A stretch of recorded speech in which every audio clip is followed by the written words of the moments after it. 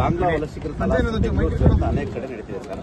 ಸರ್ಕಾರ ಎಲ್ಲೊಂದು ಕಡೆ ಬಾಂಗ್ಲಾ ವಲಸಿಗರನ್ನ ಯಾರೇ ವಲಸಿಗರು ಬಾಂಗ್ಲಾದೇಶ ಇರ್ಬೋದು, ಇನ್ನಿತರ ದೇಶದಿರೋ ಆಫ್ರಿಕಾ ಕಂಟ್ರೀಸ್ ನಾವು ಭಾಳ ಕಟ್ಟುನಿಟ್ಟವಾಗಿ ಗಂಭೀರವಾಗಿ ಇದನ್ನು ನಾವು ಶೋಧನೆ ನಡೆಸ್ತಾ ಇದ್ದೀವಿ. ನೀವು ಕಳೆದ 3 ತಿಂಗಳಲ್ಲಿ ನೀವು ಸ್ಟ್ಯಾಟಿಸ್ಟಿಕ್ಸ್ ನೋಡಿದ್ರೆ ಆಲ್ಮೋಸ್ಟ್ ಸುಮಾರು 1,000 ಜನ ವಲಸಿಗರು ಸಿಕ್ಕಿದ್ದಾರೆ. ಬೇರೆ ಬೇರೆ ನಿಮ್ಮ ಆಫ್ರಿಕನ್ ಇರ್ಬೋದು, ಬಾಂಗ್ಲಾದೇಶಿಗಳು. ಆಮೇಲೆ ಇವರೆಲ್ಲನೂ ಕೂಡ ನಮಗೆ ಉತ್ತರ ಭಾರತದಿಂದಲೇ ಬರ್ತಾರೆ. ಸೊ ಇದರಲ್ಲಿ ಯಾವುದೇ ಕಾಂಪ್ರಮೈಸ್ ಇಲ್ಲ. ಈಗಾಗಲೇ ನಾವು BSF ಅವ್ರ ಜೊತೆ ಟಚ್ನಲ್ಲಿದ್ದೀವಿ, FRO ಅಧಿಕಾರಿಗಳ ಜೊತೆ ನಾವು ಟಚ್ನಲ್ಲಿದ್ದೀವಿ. We will 100% take care of this issue. ಇದು ಕಾನ್ಸ್ಟೆಂಟಾಗಿ ವಿಜಿಲೆಂಟ್ ಇರಬೇಕಾಗ್ತದೆ. ಬರೀ ನಾವು 1 ವಾರ ಮಾಡೋದು, ಇನ್ನೊಂದು 2 ವಾರ ಬಿಡೋದು ಅಂತ ಇಲ್ಲ, ನಿರಂತರವಾಗಿ ಮಾಡಬೇಕಾಗ್ತದೆ. ಇದಕ್ಕೆ ಅವಶ್ಯಕತೆ ಬಿದ್ದರೆ ಒಂದು ಸ್ಪೆಷಲ್ ತಂಡನೇ ಕೂಡ ನಾವು ಮಾಡ್ತಾಯಿದ್ದೀವಿ. ಮತ್ತು ಭಾಳ ಪ್ರಮುಖವಾದಂಥ ವಿಷಯ ಏನಪ್ಪ ಅಂದರೆ, ಈ ವಿಚಾರದಲ್ಲಿ ಕೇಂದ್ರ ಸರ್ಕಾರ ಸ್ವಲ್ಪ ನೆರವು ಕೊಡಬೇಕಾಗ್ತದೆ. ಯಾಕಂದರೆ ನಮ್ಮ ರಾಜ್ಯ ಯಾವುದೇ ಅಂತಾರಾಷ್ಟ್ರೀಯ ಗಡಿಯನ್ನು ನಾವು ಹೊಂದಿಲ್ಲ, ಸಂಪರ್ಕನೂ ಇಲ್ಲ. ಬಾಂಗ್ಲಾದೇಶ ಗಡಿನೂ ನಮ್ಮ ಸಂಪರ್ಕ ಇಲ್ಲ, ನೇಪಾಳು ಸಂಪರ್ಕ ಇಲ್ಲ, ಬೇರೆ ಯಾವ ರಾಷ್ಟ್ರದ್ದು ಬಾರ್ಡರ್ಸನ್ನು ನಾವು ಶೇರ್ ಮಾಡೋದು.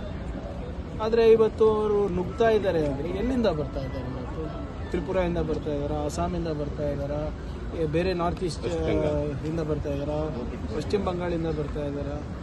ಗಡಿ ಕಾಯೋ ಜವಾಬ್ದಾರಿ ಕೇಂದ್ರ ಸರ್ಕಾರ. ಅದೇ ವಿಚಾರದಲ್ಲೇ ಇವರು 2-3 ಎಲೆಕ್ಷನ್ ನಾರ್ತ್ ಈಸ್ಟಲ್ಲೂ ಮಾಡಿಬಿಟ್ರು ಮತ್ತು ವೆಸ್ಟ್ ಬೆಂಗಾಲಲ್ಲೂ ಮಾಡಿಬಿಟ್ರು.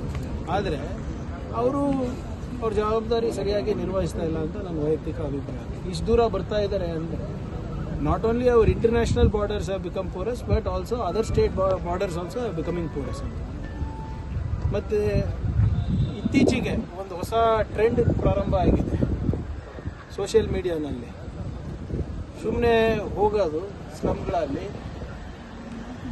ಒಂದು ವಿಡಿಯೋ ಮಾಡೋದು, ನಿಮ್ದು ಯಾವ ಊರು, ನಿಮ್ದು ಯಾವ ರಾಷ್ಟ್ರ, ಹಿಂದಿನಲ್ಲಿ ಕೇಳ್ಬಿಡೋದು, ಮತ್ತು ಏನು ಸರ್ಕಾರ ಏನು ಮಾಡ್ತಾ ಇಲ್ಲ ಅಂತ ಬಾಯಿಗೆ ಬಂದಂಗೆ ಮಾತಾಡೋದು. ಅಂಥ ವಿಜಿಲ್ಯಾಂಟಿಸಮಿಗೆ ನಾವು ಒಪ್ಪಕ್ಕಾಗಲ್ಲ. ನಿಮ್ಮ ಹತ್ರ ಮಾಹಿತಿ ಇದ್ದರೆ ಬಂದು ಸ್ಟೇಷನ್ನಲ್ಲಿ ನಮ್ಮ ಸಿಬ್ಬಂದಿಗಳಿಗೆ ಕೊಡಿ.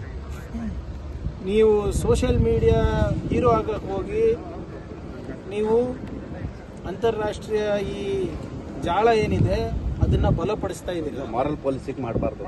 No moral policing, no vigilantism will be tolerated. ಯಾಕಂದರೆ ಇವ್ರು ಹೋಗಿ ಸೋಷಿಯಲ್ ಮೀಡಿಯಾನಲ್ಲಿ ಹಾಕ್ತಾರೆ, ಅವ್ರು ಎಚ್ಚೆತ್ಕೊಳ್ತಾರೆ.